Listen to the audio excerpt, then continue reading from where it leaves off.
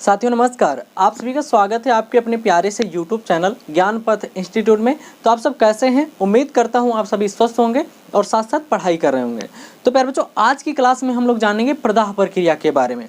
इससे हम लोग सभी लोग परिचित हैं, लेकिन जिस तरीके से समझाया गया है किताब में उस तरीके से नहीं जानते हैं। यानी प्रदाह प्रक्रिया का मतलब ये होता है कि अगर हम कहीं शरीर में कट जाते हैं, छिल जाते हैं या जल जाते हैं, ठीक है, तो ऐसी स्थिति में उस स्थान पर क्या होता है कि जलन महसूस होती है और स्वेलिंग यानी सूजन भी आ जाती है। तो कैसे ये होता है, इसी टॉपिक की हम लोग चर्चा करने वाले हैं आज की क्लास में। तो चलिए क्लास की शुरुआत करते हैं। तो प्यारे बच्चों, यानी जब हम कट जाते हैं,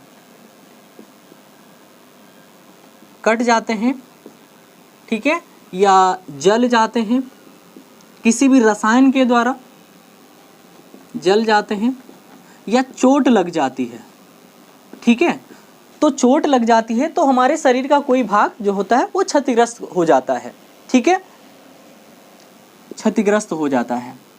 और जो सूक्ष्म जीव होते हैं, जब शरीर का कोई भाग क्षतिग्रस्त हो जाता है तो सूक्ष्म जीव यानी जो रोगाणु होते हैं वो शरीर के अंदर प्रवेश करने लगते हैं। अब दिमाग में एक बात और आती है, क्या इससे पहले नहीं प्रवेश करते हैं? बिल्कुल प्रवेश करते हैं। नाक के द्वारा, मुंह के द्वारा, कान के द्वारा जो है ये सूक्ष्म जीव प्रवेश कर सकते हैं, लेकिन वहाँ पर जो है हमारा बाह्य सुरक्षात्मक स्तर और आंतरिक सुरक्षात्मक स्तर जो होता है वो काम करता है, क्योंकि वहाँ से जैसे प्रवेश करते हैं ये नष्ट कर दिए जाते हैं। लेकिन अगर कोई भाग कट गया है, क्षतिग्रस्त हो गया है, तो वहाँ पर जो ये बाह्य सुरक्षा स्तर होता है ये काम नहीं करता है। तो ऐसी स्थिति में जैसे ये घटना होती है तो इनके लिए समझ लो एक सुगम मार्ग बन जाता है। तो ये सूक्ष्म जीव क्या करते हैं, शरीर के अंदर प्रवेश कर जाते हैं और प्रवेश करने के बाद ये क्या करते हैं कि ऊतकों को क्षतिग्रस्त कर देते हैं। यानी जो शरीर के ऊतक होते हैं उनको क्या कर देते हैं, क्षतिग्रस्त कर देते हैं, क्षतिग्रस्त कर देते हैं, ठीक है। अब उसके बाद ये जो सूक्ष्म जीव हैं एक विशेष प्रकार के रसायन का स्रावण करते हैं, यानी हानिकारक पदार्थ का, ठीक है, हानिकारक, क्योंकि भैया ये रोगाणु है तो हानिकारक पदार्थ ही निकालेंगे ना। तो ये हानिकारक पदार्थ का स्रावण करते हैं और जैसे ये हानिकारक पदार्थ का क्या करते हैं, श्रावण करते हैं, तो होता ये है कि इस ऊतक की, यानी ये जो क्षतिग्रस्त ऊतक है पहले से है, इसकी कोशिकाएं मर जाती हैं। क्या होता है, कोशिकाएं मर जाती हैं, कोशिकाएं क्या होता है, मर जाती हैं, ठीक है।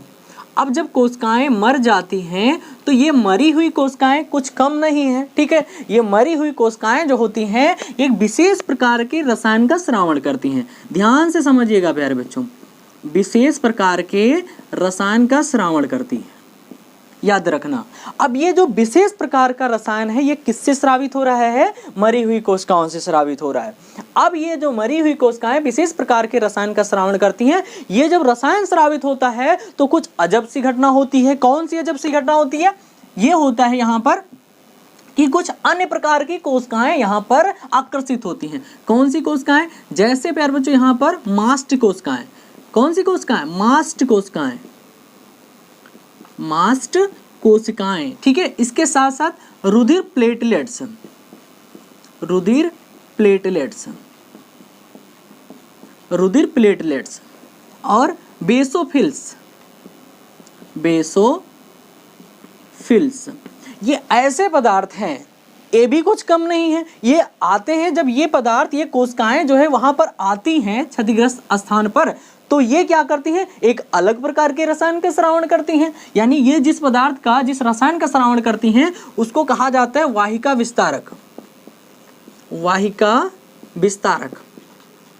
यानी इनके द्वारा जो है जो रसायन स्रावित होता है उसको कहते हैं वाहिका विस्तारक। अब भैया ये वाहिका विस्तारक क्या होता है? वाहिका विस्तारक के अंतर्गत आते हैं हिस्टेमिन, ठीक है, हिस्टेमिन, प्रोस्टाग्लैंडिस, प्रोस्टाग्लैंडिस, ठीक है। इसके साथ साथ में ल्यूकोट्राइंस, ल्यूकोट्राइंस, ठीक है। ल्यूकोट्राइंस के साथ साथ जो है हाँ ब्रैडीकाइनिन, ठीक है, ब्रैडीकाइनिन, काइनिन, काइनिन, ठीक है। इन पदार्थों का ये जो है श्रावण करते हैं कौन? मास्ट कोशिकाएं, रुधिर, प्लेटलेट्स, बेसोफिल्स, ये सभी जो है वाहिका विस्तारक पदार्थों का श्रावण करती हैं, यानी हिस्टामिन, प्रोस्टाग्लैंडिस, ल्यूकोट्राइन्स और ब्रैडिकाइनिन, ठीक है। अब ये पदार्थ क्या करते हैं कि जो क्षतिग्रस्त ऊतक है, कहाँ? जो क्षतिग्रस्त ऊतक है वहाँ पर जो है जो रुधिर केशिकाएं होती हैं, क्षतिग्रस्त ऊतक में रुधिर केशिकाएं होती हैं। अब रुधिर केशिकाएं क्या होती हैं इसको हम चर्चा करेंगे आगे, ठीक है। ये रुधिर कोशिकाएं क्या करती हैं कि जो रुधिर का परिवहन करती हैं, रुधिर का क्या करती हैं? परिवहन करती हैं, तो उनको ये फैला देती हैं। ये क्षतिग्रस्त, हाँ, ये पदार्थ क्या करते हैं? क्षतिग्रस्त ऊतक में, क्षतिग्रस्त ऊतक में जो रुधिर केशिकाएं होती हैं, रुधिर केशिकाएं, ठीक है, कोशिकाएं नहीं प्यारे बच्चों, रुधिर केशिकाएं हैं, ठीक है। रुधिर केशिकाएं जो होती हैं उनको ये फैला देती हैं, फैला देती हैं। अब जब ये रुधिर केशिकाएं फैल जाती हैं तो ऐसी स्थिति में क्या होता है प्यारे बच्चों कि जो क्षतिग्रस्त स्थान है वहां पर रुधिर की जो सप्लाई होती है वो बढ़ जाती है, रुधिर की सप्लाई बढ़ जाती है, मतलब वहां पे रुधिर की मात्रा बढ़ जाती है। यानी जब रुधिर केशिकाएं फैल जाती हैं तो रुधिर की जो सप्लाई होती है वो क्षतिग्रस्त स्थान पर बढ़ जाती है, और साथ साथ जो रुधिर की केशिकाएं होती हैं इनकी जो दीवार होती है, रुधिर केशिकाओं की जो दीवार होती है इसकी पारगम्यता भी बढ़ जाती है। पारगम्यता का मतलब ये होता है कि आर पार जाना, ठीक है। तो इनकी पारगम्यता भी बढ़ जाती है, पारगम्यता, गम्यता, ठीक है। याद रखना प्यारे बच्चों, यानी ये क्षतिग्रस्त ऊतक में जो रुधिर केशिकाएं होती हैं इनको ये फैला देते हैं ये पदार्थ, और जिससे रुधिर की जो है सप्लाई क्षतिग्रस्त भाग में ज़्यादा हो जाती है, और साथ साथ इन रुधिर केशिकाओं के फैलने से इनकी पारगम्यता भी बढ़ जाती है, मतलब इनको आर पार करके मतलब बहुत सारे पदार्थ आ जा सकते हैं। तो ये होता है रुधिर पारगम्यता।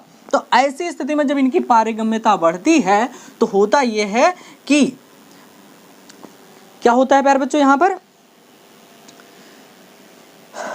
हाँ, यानी जब पारगम्यता बढ़ती है तो रुधिर का जो प्लाज्मा होता है, ठीक है, रुधिर का प्लाज्मा, यानी रुधिर की कोशिकाएं जब फैल जाती हैं, दीवार की इनकी पारगम्यता बढ़ जाती है, तो रुधिर का जो प्लाज्मा होता है,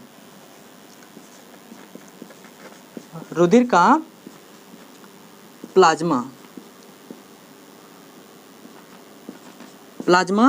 तथा जो है फाइब्रिनोजन प्रोटीन, ठीक है, और इसमें जो है घुले हुए फाइब्रिनोजन प्रोटीन, फाइब्रिनोजन ये प्रोटीन होती है, ठीक है। फाइब्रिनोजन प्रोटीन जो है ये ऊतक दरों में आने लगते हैं। कहाँ आने लगते हैं? ऊतक दरों में, ऊतक दरों में आने लगते हैं। यानी रुधिर जब वहाँ पे सप्लाई बढ़ जाती है और रुधिर केशिकाओं की दीवारों की पारगम्यता बढ़ जाती है तो रुधिर केशिकाएं जो होती हैं उन रुधिर केशिकाओं में जो रुधिर है वो रुधिर का प्लाज्मा तथा उसमें घुला हुआ जो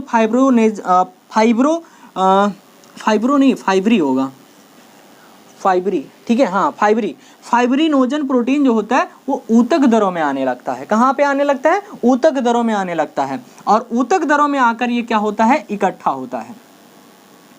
क्या होता है? इकट्ठा होता है। और ऊतक दरों में जो है, ऊतक दरों में ये जब इकट्ठा होता है तो ऊतक दरों की जो है मात्रा बढ़ने लगती है। याद रखना प्यारे बच्चों कि रुधिर का जो प्लाज्मा और घुला हुआ फाइब्रिनोजन जो प्रोटीन है कहाँ आने लगता है? ऊतक दरों में आने लगता है, और ये ऊतक दरों में इकट्ठा होने लगता है। अब ऊतक दरों में जब इकट्ठा होगा तो उसकी मात्रा जो है बढ़ने लगती है, और जब ऊतक दरों की मात्रा बढ़ने लगती है तो ऐसी स्थिति में उस स्थान पर जो है सूजन आने लगती है। यानी इस ऊतक दरों के जो मात्रा होती है वो इकट्ठा होने से, और उस इकट्ठा हुए मात्रा से वो जो मात्रा बढ़ेगी, इकट्ठा होगा तो मात्रा बढ़ेगी, तो ऐसी स्थिति में क्या होता है? उस स्थान पर जो है, उस स्थान पर क्या होगा? सूजन आएगी। क्या हो जाएगा? सूजन आएगी, ठीक है। और साथ साथ वहां पर जलन भी महसूस होती है। तो समझ में आया होगा, ठीक है। यानी ऊतक दरों में इन पदार्थों के इकट्ठा होने से वहाँ पर ऊतक दरों की मात्रा बढ़ती है और उस स्थान पर सूजन आ जाती है और जलन महसूस होती है। ठीक है, तो इस प्रकार से शोथ प्रक्रिया या हम इसको प्रदाह भी कहते हैं, तो ये प्रक्रिया संपन्न होती है। ठीक है, अब यहाँ पे थोड़ी सी बात और करते हैं कि देखा होगा कि जहाँ पे चोट लगती है वहाँ पर मवाद भी बनती है। क्या बनती है? मवाद भी बनती है, जिसको हम लोग अंग्रेजी में पस भी कहते हैं। क्या बोलते हैं? पस भी कहते हैं। ठीक है, तो पस किस प्रकार से बनता है? तो ये होता है कि प्यारे बच्चों कि जो मैक्रोफेजेज कोशिकाएं होती हैं, जिसकी चर्चा हम लोग पिछले वीडियो में कर चुके हैं, तो मैक्रोफेजेज जो कोशिकाएं होती हैं, मैक्रोफेजेज, ठीक है, मैक्रोफेजेज जो कोशिकाएं होती हैं ये भी उस क्षतिग्रस्त स्थान पर आती हैं। मैक्रोफेजेज कोशिकाएं जो होती हैं ये भी क्षतिग्रस्त स्थान पर आती हैं और वहां पर जो रोगाणु होते हैं, कौन? रोगाणु, ठीक है, इन रोगाणुओं का भक्षण करती हैं और साथ साथ जो संक्रमित कोशिकाएं हैं, कौन सी? यानी क्षतिग्रस्त कोशिकाएं हैं, यानी इन रोगाणुओं का भक्षण करती हैं और साथ साथ जो है क्षतिग्रस्त कोशिकाओं की, यानी क्षतिग्रस्त या संक्रमित बोल सकते हैं, क्षतिग्रस्त कोशिकाओं की, कोशिकाओं, हाँ, क्षतिग्रस्त कोशिकाओं, यानी क्षतिग्रस्त कोशिकाओं का जो मलबा होता है, क्या होता है? मलबा, जहाँ पे बहुत सारी क्षतिग्रस्त कोशिकाएं होती है, तो उन क्षतिग्रस्त कोशिकाओं के मलबों का भी भक्षण करने लगती हैं। क्या करती हैं? भक्षण करती हैं। और इसलिए प्यारे बच्चों क्या होता है कि जब ये मैक्रोफेजेज कोशिकाएं रोगाणुओं का भक्षण करती हैं और साथ साथ, क्योंकि मैक्रोफेजेज जो कोशिकाएं होती है वो बृहद भक्षकाल होती हैं, ठीक है, तो क्षतिग्रस्त कोशिकाओं का भी, यानी क्षतिग्रस्त कोशिकाओं के मलबों का भी भक्षण करती हैं। तो ऐसी स्थिति में क्या होता है कि उस स्थान पर जहां पर भक्षण करती हैं उस स्थान पर एक पीले, कौन से रंग का? पीले और गाढ़े रंग का पेस्ट बन जाता है। याद रखना प्यारे बच्चों, पीले गाढ़े रंग का क्या बन जाता है? पेस्ट बन जाता है, जिसको हम लोग बोलते हैं मवाद। क्या बोलते हैं? मवाद बोलते हैं, या इसको हम लोग पस भी बोलते हैं। क्या बोलते हैं? पस बोलते हैं। तो कुछ इस प्रकार से है पस का निर्माण होता है। और ये जो है मवाद जो होती है, ये मवाद गुहा में इकट्ठा हो जाती है कि वहाँ पर क्या हो जाता है, गोल आकार की जो है गुहा बन जाती है, जिसको हम लोग मवाद गुहा कहते हैं। और उसी मवाद गुहा में या पस गुहा में जो है मवाद एकत्रित हो जाती है, जिसको जो है शरीर से बाहर निकलना बहुत आवश्यक होता है, क्योंकि वो जब शरीर में रहेगा तो बहुत सारी समस्याएं होंगी। ठीक है, तो कुछ इस प्रकार से जो है मैक्रोफेजेज कोशिकाएं जो है पेस्ट का निर्माण, मवाद का निर्माण करती हैं, पस का निर्माण करती हैं। तो इस प्रकार से ये हो गया प्यारे बच्चों प्रदाह प्रक्रिया। तो उम्मीद है आपको ये टॉपिक समझ में आया है। अगर ये टॉपिक आपको समझ में आया है तो इस वीडियो को लाइक कीजिए, चैनल को सब्सक्राइब कीजिए। Thank you.